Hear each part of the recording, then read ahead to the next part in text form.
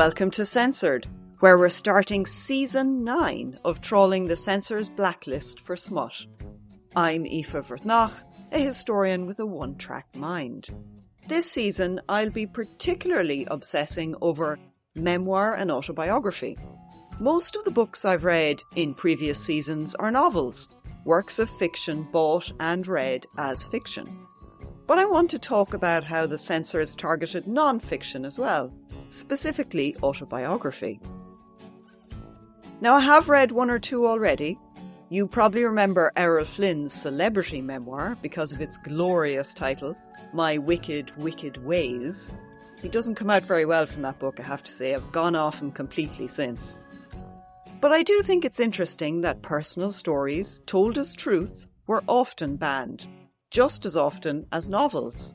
The censors didn't like personal testimony or examples of lives lived on the edge of respectability.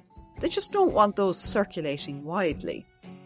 A long-time member of the board, a one Professor McGuinness, asked this rhetorical question about censorship. Are you going to allow the truth to be told about everything to everyone without qualification and at all times? And the answer from the censorship board that he sat on was absolutely fucking not. So I'm starting the season with an Irish memoir by Sean O'Casey. It was banned in 1939. O'Casey actually wrote 6 volumes of memoir, which, in my opinion, is far too many because nobody's that interesting. The first 2 were banned, and in this episode I'm looking at Volume 1, I Knock at the Door. Until the ban was revoked in 1947, it was illegal to sell or import this book. So what were people missing out on? What sort of memoir did O'Casey write? Some of you, of course, are familiar with his plays, but I'm not sure his autobiography is that widely read. They'd certainly pass me by. This is my first time reading an O'Casey work that wasn't a play. But before we get into the book, we need to refresh ourselves with a beverage. Unusually for a book of this time period, hardly anyone drinks any booze. For me, the drink redolent of O'Casey's childhood in Dublin slums is a cup of tea, where the tea is carefully rationed throughout the week. There is milk to go in the tea, but only barely, and only because great care is taken to preserve it for the tea. This is the tea drinking experience of the poor in the late 19th century in Dublin. There are people living in a city whose main income source was the British Army garrison. Unlike the working class in the great industrial cities of England, they can't afford much tea because they don't have a lot of cash, but the first cup of milky tea in the morning is essential to life. So imagine that cup in your hand is your only one for today, and let's get started. This is a clear case, I think, where the author, whose name is on the cover, was very important. By the time this memoir was published in 1939, Sean O'Casey had offended a good few Irish people with his plays. He'd pissed them off enough that they protested loudly and at length. In 1926, his play The Plough and the Stars caused a mini riot in the Abbey Theatre on the 4th night it was shown. This play offers a critique of the 1916 Rising, which of course is a foundational moment in the Irish nationalist mythology and in the self-conception of the state. O'Casey put a prostitute into his play, which was quite daring for the Irish National Theatre. He was a committed socialist and so was pretty sceptical about the glories of nationalism, and said so in The Plough and the Stars. Women in the audience began to protest, and these were mostly women who had been politically active in 1916 or related to men who had fought that Easter. They booed and hissed and shouted at the actors. You know, I studied The Plough and the Stars in school, and we were taken to the theatre to see it, and nobody mentioned there was a mini riot during its opening run. Maybe they didn't want to give us any ideas. An audience full of teenage schoolchildren is pretty raucous already. Probably didn't need any inspiration. So that's the first famous controversy that O'Casey caused. The next one happened in 1930, when a film version of his other play, Juno and the Paycock, directed by no less than Alfred Hitchcock, was shown in Limerick. This play also questions the romance of Irish nationalism trying to show its flaws and failings. The film was shown 3 times before a bloke burst into the projectionist booth, stole half the reels, and burnt them in the street. I mean, that's the worst review you could ever get. Obviously, the overly sensitive types who policed censorship did not approve of O'Casey's work in general. Since he was a defiant and unapologetic socialist, conservatives would have seen him as dangerously misguided. By 1939, he was fairly notorious. So when the customs officers opened the parcel and saw Sean O'Casey on the book cover, they sent a copy to the censorship board, probably without thinking twice. Once the board got their hands in it, though, what did they think? Because they are supposed to judge a book on its merits in their eyes rather than what they think of Sean O'Casey. Was it obvious why they banned it? For me, as a reader, at first glance, I would say no. This is not a sex memoir. It's not an autobiography of the flesh or a deep exploration of desire. In fact, this first volume of O'Casey's memoirs covers his life from birth to early adolescence. Or rather, Johnny Cassida, the protagonist whose name is not quite the same as Sean O'Casey's own. This memoir isn't told from a first-person point of view, by an I, but from the point of view of this child, and it's more a third-person point of view, really. But it's still recognised to be an autobiography. This isn't a text where Sean O'Casey uses his own life to inform his fiction. Nonetheless, it does have a lot of fantastical elements, where he complicates the idea of a memoir as true. So it's maybe not the easiest memoir to describe if you're used to thinking of the genre as non-factual. But whatever you think about truth and fiction, there's not a lot of sex in I Knock at the Door.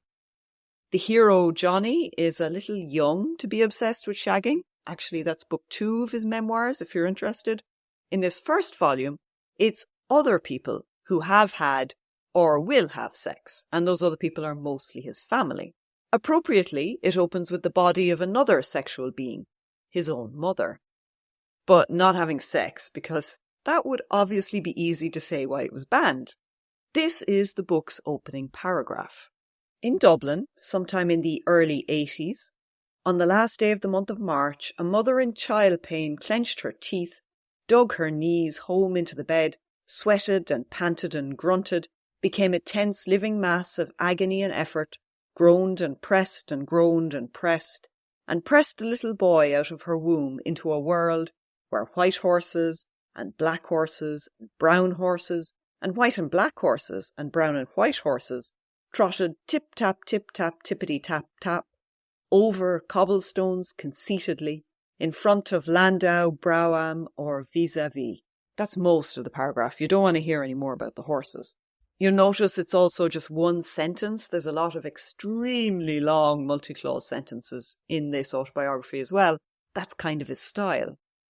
And I know, horses, it's not very filthy, is it? He doesn't even mention the shite. In that first line, he conjures up his mother's physical struggle with birth, and then he veers off to talking about pretty ponies. I'm sure the censors didn't have a problem with the horses, but a birthing woman probably did upset them. It's just a bit too fleshy, too much blood, too much sweat. I'll admit it's not shocking to read now, but it was gritty by 1939 standards. And then there's his digressionary style, where he starts with birth and ends up conjuring horses on pretty city streets. This is the narrative project of his memoir. He loves a good digression. So do I, usually. I adore Tristram Shandy, which is one of the most famous digressionary novels ever written. But I couldn't warm to O'Casey's digressions in this, really. I just can't work out why. Maybe it's because it reminded me more of Joyce's Ulysses, but just not as good as that. Of course, anything that seemed a bit Joycean would be immediately suspect to the Irish censors. They never did ban Ulysses because suppressing it worked fine, but Joyce as an author at this time is a byword for dirty, rude, transgressive literature. O'Casey's homage to Joyce would not have pleased the censors at all. The biggest problem with his free-flowing stream of consciousness style of writing is that it's very unpredictable. And that's deliberate. It's the whole artistic point. For censors, of course, this is very dangerous. They want straightforward, no-nonsense writing, concluding with easy moral judgments. Modernist writing asks too many questions that it doesn't bother to answer. Lots of readers find this kind of thing frightening. On a practical level, reading O'Casey's memoir like a censor isn't easy because of this style. It takes time and effort to read such a text, and skimming the page looking for the dirty bits is pretty impossible. I should know, I did try. It doesn't yield its transgressive content easily because there's just so much to take in. When a sentence starts in one place and then ends up somewhere else, it confounds the reader. But I did stick with it, I felt obliged, and I found more indecent material than this first line, "Your one given birth." Like I said, Johnny doesn't have sex, but the sex lives of others is part of the story. And O'Casey brings sex in properly, for the first time, in a funeral scene. Really, he couldn't be more rude. Contrasting sex with grief and death is pretty daring. Johnny is describing his father's wake, held in his parents' flat. O'Casey did lose his father when he was very young, and the family finances did suffer as a result, as he portrays in the memoir. But his hero's point of view often moves away from strict realism to something more complicated. This happens on page 34 when Johnny describes Katie Johnston, a mourner visiting the wake house. She attracts his attention because she wants to be looked at by everyone. She's dressed to impress, with an exaggerated bustle which gives her a big swaying arse. Then the narrative goes off on one, taking us outside the house of mourning into Katie's private love life, which is imagined by O'Casey rather than directly observed by his protagonist. So I'll read this bit out. If you're a bit confused by it, that's okay, because I'm starting halfway through a sentence that began 2 pages ago.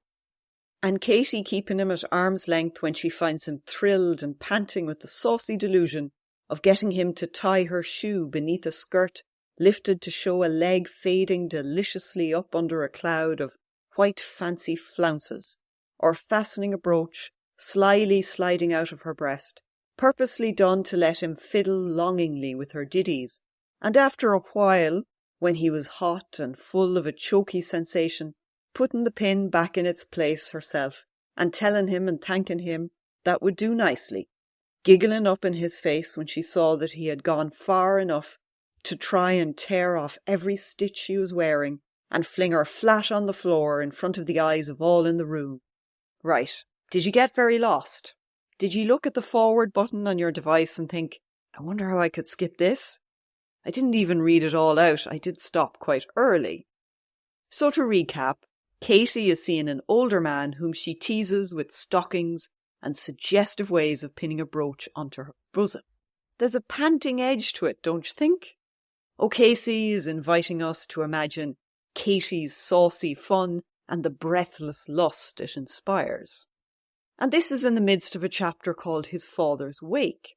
No time-poor censor is going to think there'd be sexy stuff in that chapter, but there it is, stuffed into an extended monologue on the dead man and what a wake is like. I honestly can't be sure that it's Johnny relating this. Maybe it's a chorus of amalgamated voices, like a mash-up of all the neighbours sitting round and gossiping. It's not immediately obvious either way, which is kind of the point for O'Casey here. So that's one bit about sex. The next is plain to see when Johnny's sister Ella prepares for her marriage to Nicholas, a drummer in the British Army. The narrative describes her washing and dressing, which wouldn't be indecent, but Ella's thoughts are of sex and its joys. And this is from page 67. She felt proud in her new clothes and thought of the exciting time she'd have when Nicholas would be helping her to take them off. One by one, in readiness for the crowning of their connection after Holy Church had incorporated the two in one. She would give her Nicholas a good time, and in an hour or two, all she had would be his for ever and ever. Amen. Go on, you good thing, Ella. You could argue now that this is okay because she's about to get married, and sex and married is permitted, and that would be a good argument. The only thing is, though, carnal pleasure, even within marriage, is suspect. Married sex is supposed to be for procreation, which is a holy thing. Enjoyment isn't really the purpose.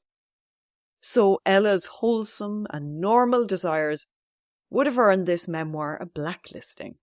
For all that, though, that's only really 2 isolated passages. I think the really incendiary stuff in I Knock at the Door is politics and religion.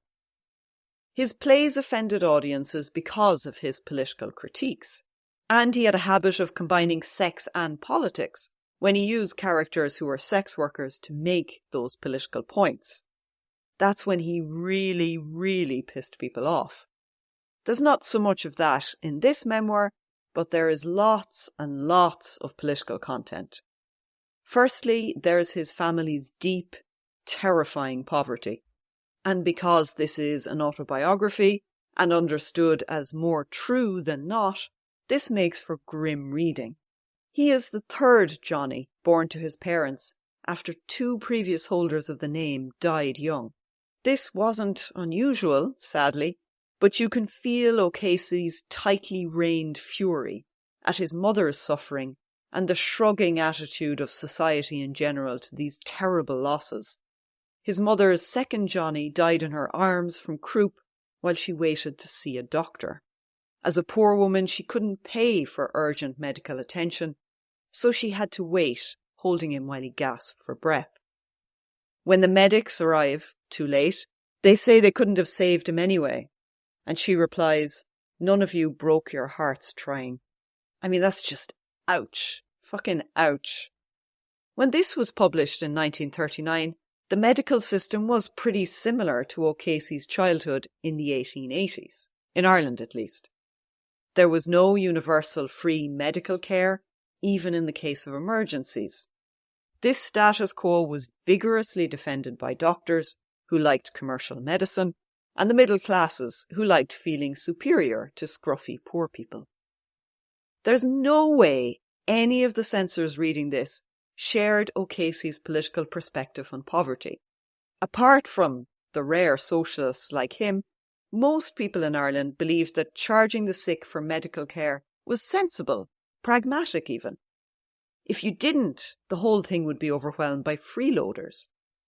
To be honest, lots of people today still think that, but that's a podcast for another day. The next political topic that probably upset the censors was O'Casey's low opinion of the clergy. It's not surprising a socialist didn't like organised religion, though. Giving out about priests is standard fare for anyone with far-left views. But here's where it gets kinda complicated. O'Casey was raised in the Church of Ireland, not the Roman Catholic Church. So his nasty, cruel clerics are not Catholic, but Protestant. Specifically Anglican, but Protestant in Dublin is a synonym for Anglican. Honestly, I think this was a bit of a headfuck for the Catholic censors. Obviously, they didn't approve of Protestants. In their eyes, they're all apostates and heretics on the fast train to hell. But they don't like anti-clericalism either. It's one thing to criticise Protestantism as a theology, but another to attack the social hierarchy as expressed in the Church of Ireland. O'Casey's critique was almost certainly too radical for them. Also, the censorship board at this time had one token Protestant on it, a man who was of solid respectability and gentility. Such a man was unlikely to agree with socialist attacks on the failure of the Protestant Church. Because the rector in this memoir is as vile as any Catholic priest you've read about in the slew of recently published memoirs or novels coming from Ireland. For the last few decades, it's been acceptable, nay obligatory to trash Catholic priests in print. Sean O'Casey filleted a so-called man of God in this book in the 1930s, but no one took any inspiration for it for a long time. And that's really a shame because he pays such close attention to how the power ebbs and flows between his mother and her rector. It's really brilliant in a kind of a political, psychological, social sense. But it's also quite radical because he places the physical and emotional welfare of the child, Johnny, at the centre of the story. So he combines an adult political perspective with the sense of passionate justice that a child brings to a story. I think the book is worth reading for this bit alone, because it is really well crafted. But although this would have made the censors pretty uncomfortable, they might have let it go. Maybe. After all, O'Casey was a Protestant, and who were Catholics to judge what sort of chaos was tolerated among the heretics? The censors could have shrugged at O'Casey, casting slurs on Protestant rectors, but then he went ahead and told the history of the Reformation, and this is a lengthy digression beginning on page 83. This is not history as objective, closely argued, granular stuff. This is the history O'Casey learned as an Irish Protestant. Not that it's necessarily wrong or even factually incorrect, it's just very upfront in its political point of view, which is that the Reformation was absolutely necessary. I've no doubt that the censors thought praising the Protestant Reformation while slagging off the Pope was both indecent and obscene. Now I struggle to choose which bits to read out, since there are pages and pages of pungent critique of the pre-Reformation Church. It starts out bluntly like this sentence from page 83. This is the beginning of the digression. Black friars, white friars, purple-hooded monks, brown-caped priests, crimson-cassocked cardinals, and mitred abbots were eating the people out of house and home, and there wasn't a sign to be seen anywhere that heaven was any better for the taxing and the tithing that went on without let or hindrance everywhere. There's a few tongue twisters in that, isn't there? It's hard to read out loud. Like I said, he's not wrong. It's true the taxes were not having any effect on heaven. As for the gluttonous monks and bishops, this is a trope found in a lot of anti-Catholic propaganda. In fact, much of this is like the exaggerated, preachery pamphlets and books that circulated in Protestant circles. O'Casey's own da was a great man for theological argument, keeping books like Popery, Practical Paganism on the family bookshelves. Once again, all the P's. So O'Casey grew up saturated in this sort of narrative, which he's really playing with in this digression. One minute you think he's taking it very seriously, but in the next line you get the impression he's taking the piss. Like when he writes about Luther, who talks directly to God, who says, "Get busy, man, and teach the truth of the gospel, for out of the teaching and the truth will come swarms of fighting men, beating of drums and blowing of bugles, big guns and little guns, and great ships of war, so that red men, yellow men, and black men will become in the course of time the white man's lawful, God-fearing, and most obedient batmen." Really, O'Casey? I don't think you believe in that sort of racist world order at all. Why would teaching the gospel anyway lead to racialized empires like the British one? He's just enjoying playing with these juxtapositions, I think. And the expectations you have of the rhetoric. Many readers would have had a lot of expectations of this sort of pulpit rhetoric because they were really familiar with it. That pompous, grandiose style was found in many churches at a time when most people attended some form of Christian worship, either very regularly or fairly regularly. Like, this style is part of the discourse. People know what he's doing here. And like any good preacher, O'Casey knows he needs to start small. Like that first line I read out about the friars eating everything. And the reason you start small is to make the crescendo more satisfying. So on page 86, he writes this incendiary sentence. But the devil, getting anxious about his status, stirred up the hearts of the Pope, cardinals, abbots, and abbesses to anger, and they made bloody war on all who were determined to follow the commandments, between the followers of God on the one hand and the followers of Satan on the other. Holy fuck, he was definitely banned for that. He just said the Catholic Church was inspired by the devil. No sugarcoating any of that. The censors would have lost their minds. You'd be forgiven for thinking that O'Casey was a horrible bigot after hearing he wrote that. But on the next page, he turns all this preaching on its head, making his socialist points. And this is what he wrote about the class conflict within the Protestant society as represented by Johnny, i.e. himself, and the Reverend Hunter, who's their rector.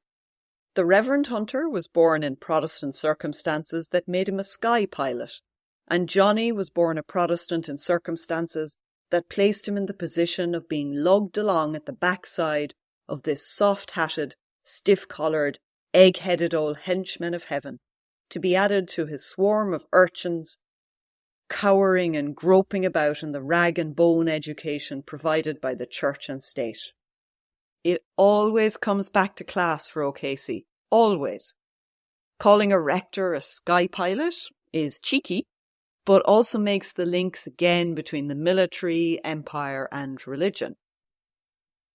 I get the feeling O'Casey doesn't like established churches, like the Church of England. This digression on the Reformation ends with Johnny facing the inner gloom of school, where he will be beaten and abused in the name of God and faith. This is a complete emotional journey, taking a reader from the heights of holy inspiration to the depths of poverty and powerlessness. Only thing I'll say against it is that it's long. Like, it's very 19th century in its length. This one digression is 5 full pages. It's like a bit too epic, really. But enough of the close reading. I think we need to put I Knock on the Door to the censorship bingo test. First up, a firm favourite, breasts. Yes, there are a fair few diddies, as he calls them. He keeps mentioning that his father had a glass mermaid ornament in his room, and he keeps talking about that it had bare boobs. I don't know what he's trying to say there, but it just pops up a number of times. Could be his tendency to create atmosphere with furnishings. When you go see his plays, there's a lot of detail in the stage sets as well. So that seems to be his conceptualization of atmosphere. Then we have bestiality. No, in spite of the horse plus birthing woman in paragraph 1, nothing like that. Then sex work. I didn't see it, but to be honest, the text might have pulled the wool over my eyes a few times. There are sex workers in volume 2, though. Next up, racism. Oh yes, I'm afraid so. It's quite racist at times, and the N-word appears fairly frequently. And there's a Jewish glazier who's taunted by Johnny and his friends. So I think we can tick this one. Then drugs. No, hardly any drink even, which is surprising. Politics. So much politics. It's all about politics, really. I didn't even get a chance to discuss the whole Fenianism versus the Loyalists, and then the interesting debate about how Irish can a Protestant even be. So yes, tick that. Swearing. For a memoir that's dominated by street scenes and lots of crowds, the language is extremely clean. Either he's sanitised Dublin, or bad language on the streets is a relatively recent phenomenon here. Then infidelity. No, I didn't think so. Next up, crime. He does steal an egg that rolls his way when a grocer's load is upset. His mother is terrified when she sees this, warning him that he must never steal or he'll end up in a reform school. That's a reminder of the dark shadow that institutions cast on the urban poor, like Johnny. So yeah, we can tick this one. Genitalia. No, not at all. Abortion. Also no. Orgies. No way. Because it's not really that Joycean. Then sexual assault. Well, at the end, Johnny kisses a girl he fancies called Jenny. She resists, clearly flirting, and after he kisses her, he runs away in sudden shame. It's an ambiguous moment, but I don't know, I don't think the resistance is real enough for it to be sexual assault. Extramarital pregnancy. No, because there's not much really on sex lives. Masturbation. No, same thing. Sex toys. Definitely not. Feminism. You know, as I read this, I think there should have been, but there isn't. Nothing on gender equality at all. He's too busy making points about class inequality. Then divorce. No, well, his family and neighbours are far too poor to afford divorce. Contraception? No. You could say his mother's 8 births proves that Protestants in 19th century Dublin were just as prolific as Catholics. Then menstruation. No. And then blasphemy. I mean, hell yeah. Absolutely. His vision of the Reformation would have been seen as completely blasphemous by Catholic censors. Oral sex. No. Graphic violence. Yes, I do think the scene where Johnny is beaten by his school teacher counts as pretty graphic. It's quite upsetting, really, so we can tick that one. At last. And then finally, queer content. Now, I didn't see any, but again, caveat, there's just so much detail in every sentence, I may have missed it. Or forgotten it because the sentence moved on to something else entirely. It's quite easy to be misled by O'Casey's narrative style here, or perhaps bamboozled is a better word. So I Knock on the Door by Sean O'Casey gets just 5 out of 25. It's pretty low, really, but it's not unusual for books banned in the 1930s. I'm not sure if I would recommend it. If you're deeply interested in Irish history and politics, O'Casey's voice made the establishment uncomfortable, even after he left the country to live in England. And when his work wasn't officially banned like this, its circulation was often kind of impeded unofficially.